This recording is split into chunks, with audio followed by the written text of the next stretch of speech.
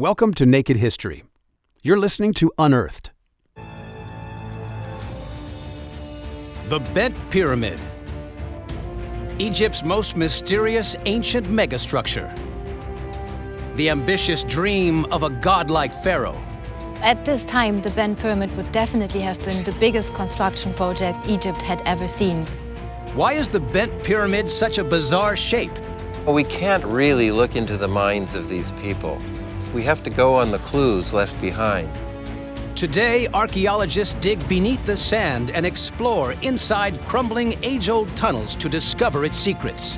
This place was terrifying when we first came in here. There were stones hanging from the ceiling. Was this huge pyramid always meant to look like this? Or did something go catastrophically wrong?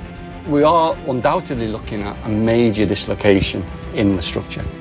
The only way to solve this mystery is to raise the ruins of Egypt's strangest pyramid, blowing it apart stone by stone, lifting its temples out of the desert, and exploring hidden burial chambers. We'll uncover how this bizarre monument paved the way for the age of the pyramids. Egypt, the land of the pharaohs. More than 100 pyramids line the Nile Valley. One stands out from all others, the Bent Pyramid of Dashur. There isn't another pyramid in Egypt that looks like this. Named after its crooked profile, it baffles archaeologists. It is the first pyramid with smooth sides ever completed, and the only one whose shape changes dramatically halfway up. Why? I think the Bent Pyramid is probably the most mysterious pyramid. Did this bizarre construction alter the course of Egyptian architecture forever? The Bent Pyramid is a 4,600-year-old megastructure built to last for eternity. Hidden inside, two passageways that lead to a pair of traditional burial chambers. Each chamber is 7 stories tall. Encased in over 3 million tons of limestone blocks. It is almost a classic pyramid, except for its angled summit. Was it designed this way, or is its bizarre appearance the result of a catastrophic disaster? The Bent Pyramid was the second of 3 pyramids built by the pharaoh Snefru in the 3rd millennia BC. Most archaeologists believe that Snefru wasn't buried here, but in a neighboring pyramid. So why did he build this strange monument? And why did it take this shape? Archaeologist Daniela Rosano believes clues lie buried in the surrounding sand. We're standing in front of the Bent Pyramid here, but it's important to keep in mind that the pyramid is only one element of a pyramid complex. Daniela thinks that the first step towards understanding Snefru's grand vision for this pyramid is to resurrect the whole of this ancient area in all its glory. It is really fantastic to be able to bring this site to life. Over 4,000 years ago, the Bent Pyramid was covered by a blanket of finely polished casing stones. It formed the centerpiece of a large religious complex. At its southern side, a smaller satellite pyramid stood about 96 feet tall. A holy shrine was flanked by 2 standing stones inscribed with the pharaoh's name, all enclosed behind a thick limestone wall. A causeway provided a monumental entrance. What can this complex reveal about the pyramid and the bizarre shape it took? Today, Daniela investigates an area half a mile to the northeast of the pyramid. So was it all just filled with yellow sand? Yeah. Until you hit the ashes? Here, her team uncovers the remains of a mysterious building lost for thousands of years. We're situated on the desert plateau here, and there can be quite harsh gales, so sometimes when you clean something it has disappeared half an hour later, so you have to be very quick. Today, only a small section of the building is still visible. But a geophysical study using radar to map the site reveals that a grand structure once stood here. When we had a look at the results of the geophysical survey, we realized that there's actually quite a large settlement. It's actually a settlement even bigger than the pyramid itself and covers an area of about 350 by 200 meters. Daniela and her team tried to piece together what this vast building might have been. What we see here is one of the walls of the building covered by a nice layer of mud and then a beautiful layer of white lime plaster. It wasn't there at all to make the building any stronger, it was just there to make it prettier. As Daniela's team removes sand built up over thousands of years, they unearth ancient rooms alive with color. We have discovered quite a large amount of tiles, which probably decorated the walls or the floor of the rooms. And you can imagine it must have been a really beautiful contrast with the white walls and then the turquoise tiles. The sheer quantity of rooms here and their quality suggest that this was once a very impressive residence. Why was such a luxurious house built in the shadow of a tomb? And who lived here? So the pottery we've discovered so far all dates exclusively to the reign of Snefru. The date and the location of this structure leads Daniela to a surprising conclusion. This could have been home to the architect of the bent pyramid. It really makes sense to think that whoever lived here was somehow connected to the building process of the pyramids. This entire complex was worthy of a king. The villa and the surrounding buildings spread across an area 50 times the size of the White House. You just get an idea what a really prestigious project pyramid building was at the time. The royal architect held one of the most powerful positions in ancient Egypt. He not only supervised the construction, but also the logistics of building a pyramid. Projects could take decades to complete. So the architect of the bent pyramid probably lived in a splendid home. Here he worked among a lavish tree-lined garden oasis, surrounded by servants, to comfort and shade him as he monitored the progress. The royal architect enjoyed luxurious meals, and maybe even a visit from the pharaoh himself. All the evidence suggests that building the bent pyramid was of great importance to Snefru. The pharaoh clearly intended this tomb to be his final resting place. It was the first pyramid with smooth sides to be finished, and it was the largest so far attempted, almost twice the size of earlier pyramids. At this time, the bent pyramid would definitely have been the biggest construction project Egypt had ever seen, possibly even the world. Snefru spared no expense in his plans for the afterlife. So why was he never buried here? Did he simply change his mind? Or was this pyramid's strange shape not what he intended? What can a buried temple reveal about Snefru's plans to cheat death and live forever? But what explains its strange shape? Was it designed this way, or was there a construction disaster? Its inner core could hold the key. Inside the pyramid hides evidence of the techniques that ancient engineers used to build it. At the center, roughly cut limestone blocks are piled many stories high and filled with rubble and mortar. But on the outer edges, the blocks are positioned at an angle. They lean towards the heart of the pyramid. Piled on top of each other, layer after layer, creating a gentle outer slope.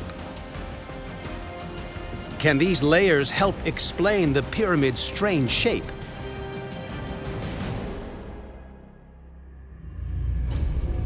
The answer could lie 6 miles north, here in Saqqara. This royal burial ground is home to Egypt's oldest pyramid-shaped structure. It's called the Step Pyramid. It was built for a pharaoh who reigned over 30 years before Snefru. Specialist engineer Dennis Lee has spent almost a decade trying to decode the mystery of how this pyramid was built. It's amazing that a structure like this, 4,500 years old, is still standing. It may look rough and ready, but standing back, it's a pyramid. The pyramid shape is there. Dennis believes this monument might have inspired the builders of the Bent Pyramid. Could it reveal the reason for its strange shape? At first sight, the two structures look very different.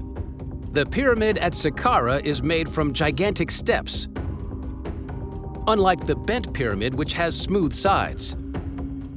But both have a core where rows of stone lean inwards. Dennis thinks these layers reveal that the two pyramids shared a common ancestor. They both evolved from Egypt's very first burial mounds called mastabas. Egypt's earliest rulers were buried in simple tombs dug into the ground, sealed by layers of stone blocks. Step by step, these mastabas grew, as more and more layers of tilted stones were added, until a rough pyramid emerged. This same construction method could be at the heart of the Bent Pyramid. A primitive stepped core might be hidden inside the monument. But there's a problem. The Step Pyramid is in danger of collapsing. So could the Bent Pyramid have similar structural issues if it was built in the same way? And could this explain its strange shape? Dennis and his team climbed down narrow passageways into the heart of the Step Pyramid to strengthen it with 21st century reinforcements. At the end of a 90-foot-long tunnel, they emerge into a huge but crumbling burial chamber. This place was terrifying when we first came in here. There were stones hanging from the ceiling you daren't touch or brush. If you brushed against the ceiling, mud fell off. It was a frightening experience. Today, Dennis and his team use the latest techniques to fortify and stabilize the chamber's ceiling. It's falling down one block at a time. They install steel anchors to pin the stones together. Whoa, that was a hard front stone.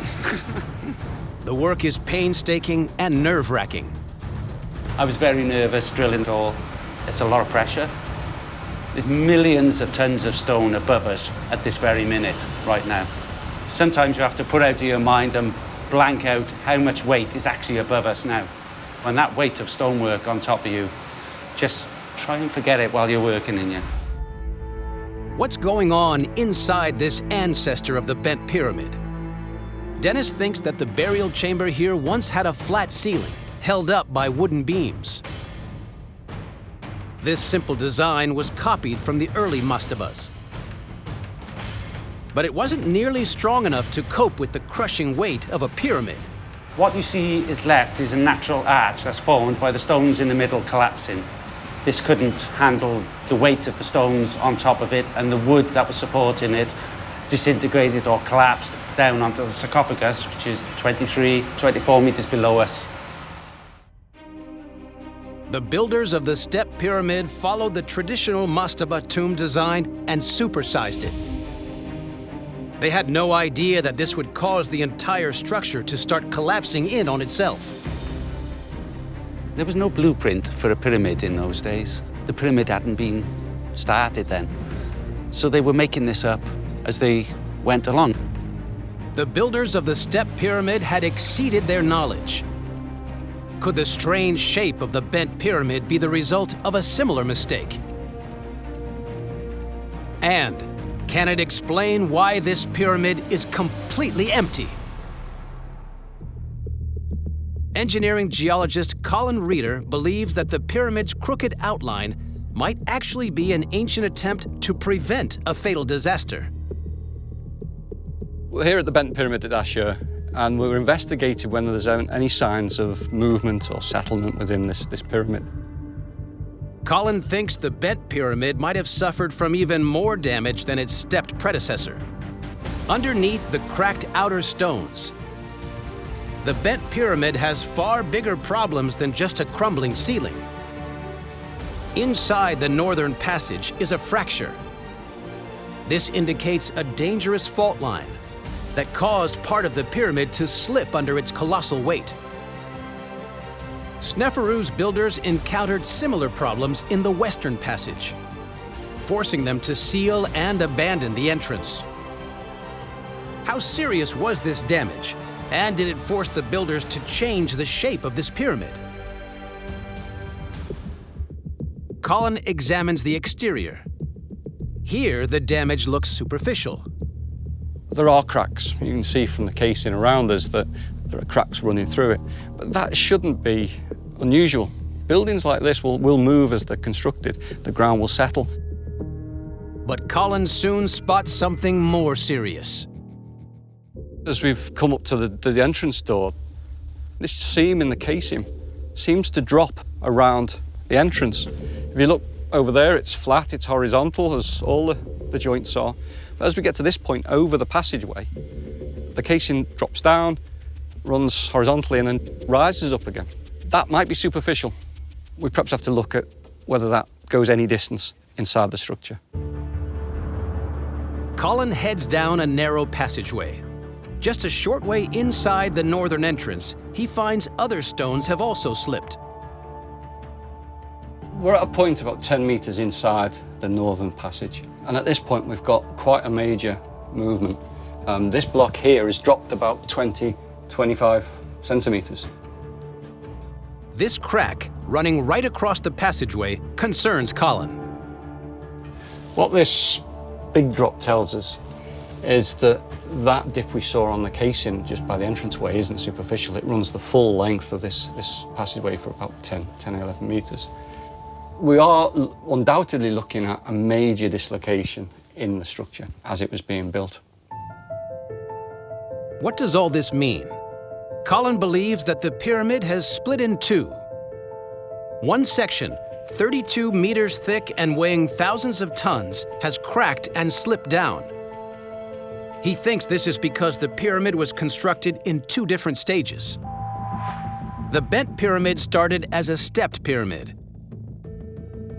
But in the pharaoh's quest for perfection, workers added a second layer to cover its huge steps. It gave the pyramid smooth sides. But with nothing locking the steps and the outer shell together, the layers began to split and slip down. Was this enough to change the shape of the pyramid? The damage is severe, but it seems to be limited to just a few places. That disturbance of the casing we saw over the entrance, though, suggests to me that this is localised. This movement here is the passageway only. Taking it all together, it doesn't seem to be evidence for a dramatic collapse. So did the builders catch the problem here just in time and save the rest of the structure? Colin travels 30 miles south of Dashur to Meidum to hunt for further clues. Here he discovers what would have happened if the builders of the bent pyramid had ignored the first signs of damage. Meidum is the first of the three pyramids Snefru built. Archaeologists believe that it was started just before the bent pyramid, using similar construction techniques. What we've got from this pyramid at Meidum and also at the bent pyramid is masons' marks, graffiti that were painted by the quarry gangs or the builders of the pyramids. And that graffiti is quite similar. Some people have suggested it's so similar that the two pyramids were built at the same time. Colin suspects that if he can work out what happened here, it might explain what went on at Dashur. Like the bent pyramid, Meidum has a stepped core, but this is the only part of it that remains. The huge pile of rubble around the pyramid is its crumbled outer layer. Snefru intended to build a smooth-sided pyramid here, but it went terribly wrong. The angle of the pyramid was too steep, the top was too heavy, and the sides slipped off. Just as the evidence suggests, this pyramid collapsed during the last phase of building, taking that stepped structure and converting it into a smooth-sided pyramid. Colin thinks what happened here terrified the architect of the bent pyramid who was building it in a similar way. What they intended to build at the Bent Pyramid was a true, straight-sided pyramid. But with collapses here, they might have been concerned something was going to go wrong at the Bent Pyramid. Disaster at Meidum may have forced the builders of the Bent Pyramid to radically change their design. At first, the Bent Pyramid's cracks may not have looked too serious. Then the Meidum Pyramid collapsed catastrophically. Fearing the same fate, the architect designed a much safer but shallower summit. This gave the Bent Pyramid its strange shape. By reducing the angle at the top of the pyramid, making the whole structure more stable, it reduced the possibility or the likelihood that yet another pyramid was going to collapse. Snefru had invested over a decade constructing the Bent Pyramid at Dashur.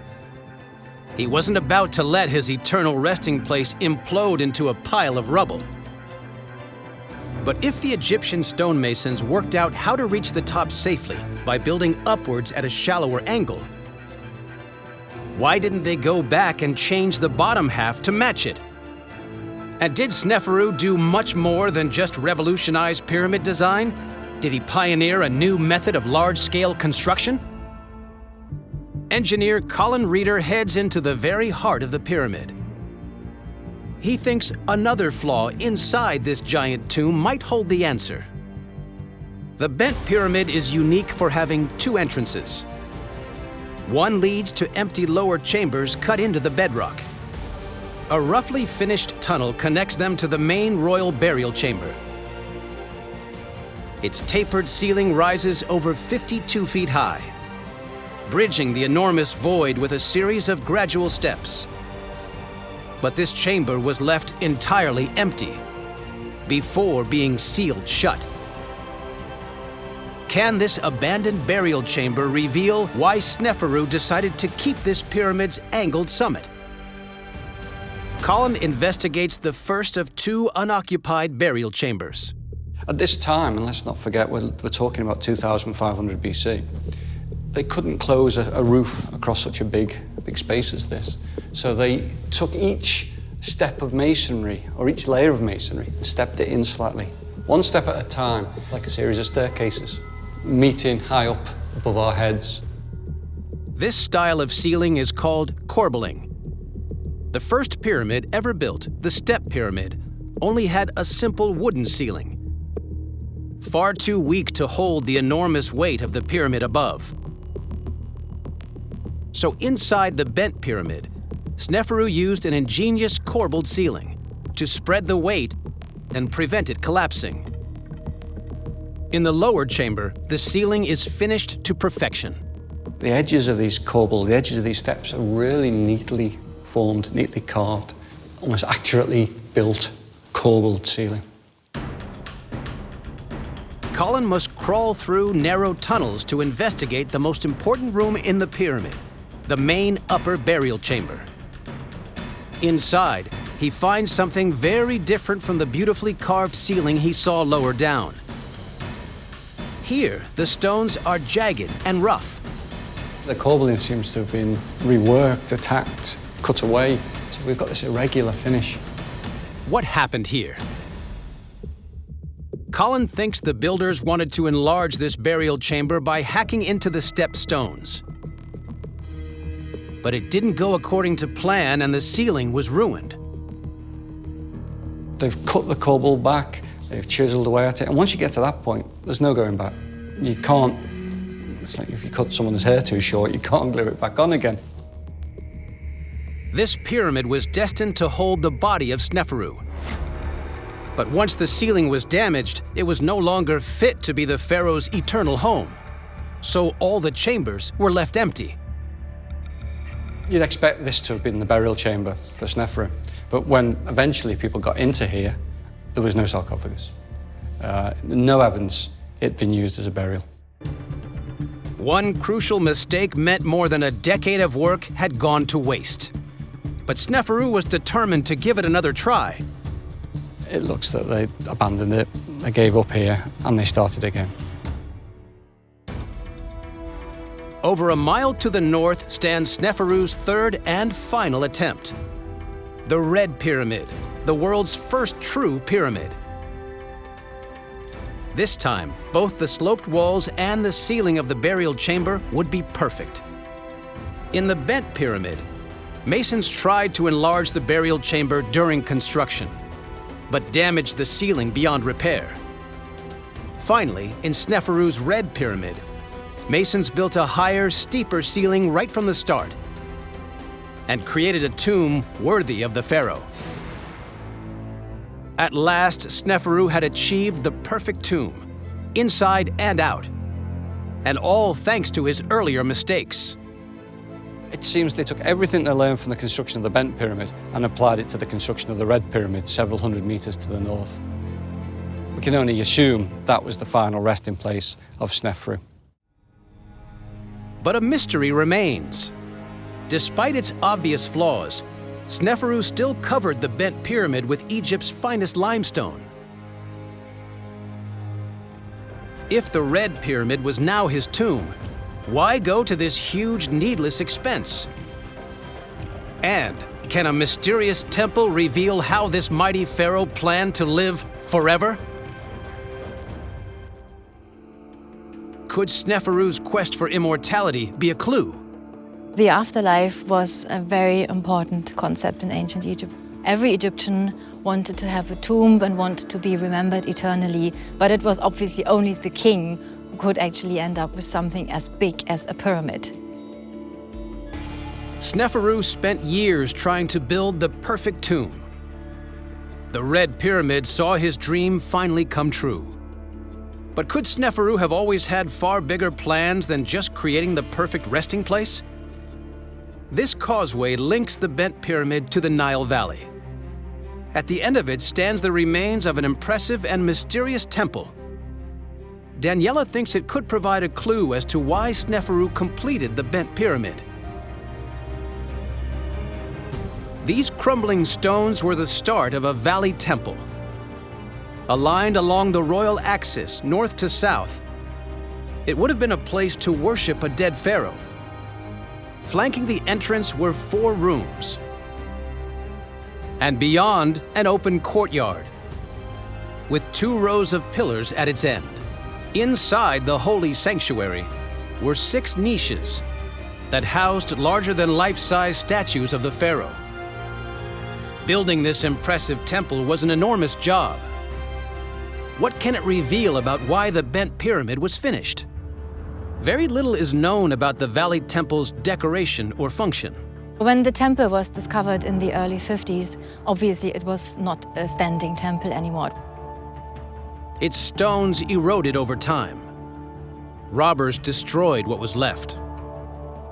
But a surprising discovery deep under the desert sand suggests the pyramid and the temple may have been used in an unexpected way. One of the archaeological methods we use is conducting drillings. We realized that there is another huge structure buried under 2 to 3 meters of sand, a road made of limestone blocks. Daniela discovers that this road dates back to about 1,000 years after the pyramid was finished. She carefully documents its paving slabs. She thinks this road was built out of material from a demolished building.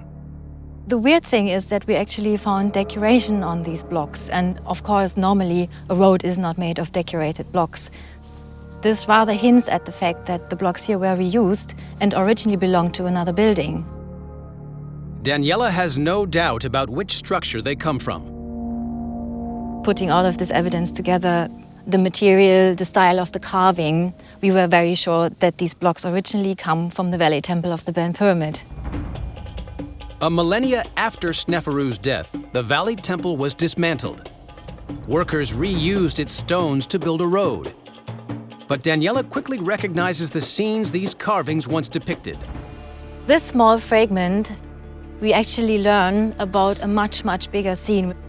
This is actually the hand of the king holding the hair of one or several of his enemies. This belonged to a scene called Smiting the Enemies, where Pharaoh is depicted holding a mace in one hand and with the other hand grabbing one or several of his enemies, and he's shown basically exactly in the moment before he is striking. One particular pharaoh appears in these images.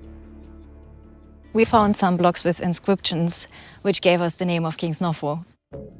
The high-quality carvings reveal Snefru finished the bent pyramid's temple to the highest level. So the blocks give us quite a good idea about how the Valley Temple would have looked like when it was completed. Why did Snefru complete both this pyramid and its temple, even though he had no intention of being buried here? Daniela believes it was part of Snefru's bigger goal, to create a new form of worship that would grant him more power in the afterlife. Early Egyptian burial grounds were desolate places. Known as the land of the dead, they were separated from the world of the living on the banks of the Nile. Snefru's Valley Temple was a design pharaohs would follow for centuries. It used a causeway to bridge the gap between these two worlds. The Valley Temple shows carvings of Snefru receiving bountiful offerings brought from every region of his kingdom. After his death, the temple remained an active place of worship, immortalizing his name forever. At the end of the day, the pyramids were not the only thing Snefru left behind. He also left behind this beautifully decorated Valley Temple. Snefru wanted to ensure he achieved immortality. The bent pyramid still served a useful purpose. That clearly shows that the whole project was very close to Snefru's heart, and indeed the pyramid and the whole complex stayed a place of worship for many generations. Despite its crooked profile and its ruined burial chamber, the bent pyramid was celebrated as part of Snefru's legacy.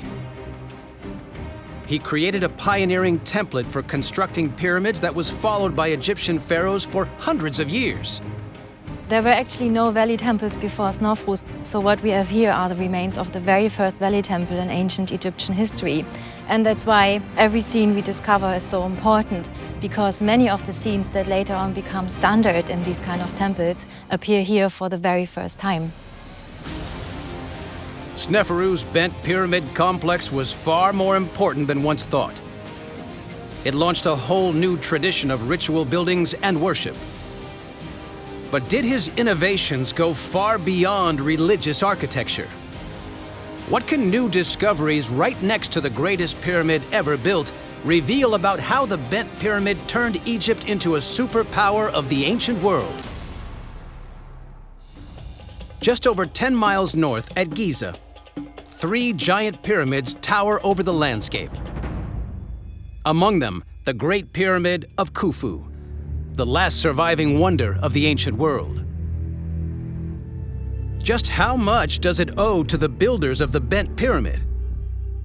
Archaeologist Mark Lehner has spent decades excavating at Giza. He believes that Snefru's bent pyramid didn't just transform the way pyramids were built, but the whole of Egyptian society. Snefru started big. Khufu comes along and builds even bigger here at Giza. Giza's pyramids were all commissioned by Snefru's heirs. They wanted to surpass their famous ancestor. But to achieve this, they needed a supporting infrastructure on a massive scale. Before the time of Snefru, Egypt was mostly made up of small villages. Mark's excavation, half a mile from the pyramids, suggests this was all about to change. We clear away the sand over an area of about 7 football fields and find houses and barracks. Barracks through time have been mostly for men and mostly for young men. And we think that's probably who occupied these barracks. He finds what looks like a settlement, housing up to 20,000 people. Its buildings date back to the same time as the pyramids. This was a place with a purpose. One of the things we find all across the site are these heavy dolerite hammer stones that the Egyptian masons and quarry people used to basically smash the rock away, to carve out channels to define huge blocks of stone.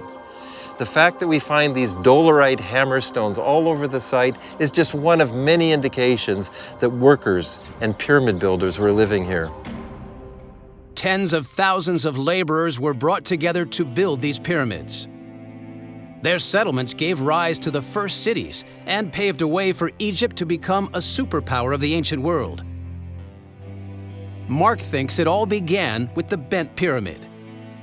The excavations of the settlement now at Dashur, the settlement contemporary with the building of those pyramids, that is the precedent for everything that we have found here at Giza. To build his pyramids, Snefru likely developed a method of bringing huge workforces together, a system his heirs would copy to build their tombs. If you add up the total volume of all the pyramids that Snefru built, it exceeds that of the Great Pyramid of Khufu by a significant amount. He actually did more pyramid piling up than his son Khufu. Snefru's pyramids may not all have been perfect, but his invaluable experience was passed on to the next generation. This was the culmination of a long research and development program carried out largely under Snefru. Without the bent pyramid and Snefru's determination, our world might not have the Great Pyramid of Giza. I imagine that if Snefru could come back and see that, especially when it was complete, with all its elegance, massiveness, and perfection shining on the horizon, he would have been very proud of his young son, Khufu. Snefru's desire for immortality led him to build bigger and higher than ever before. But his plans almost ended in disaster. His grand vision drove him to finish this pyramid with a safe but imperfect summit. An opulent valley temple completed the ritual complex and ensured that Snefru's name would live on forever, not just in stone, but in the new society he left behind. His hard-won triumphs combined to earn Snefru his rightful place as the king of the pyramid builders.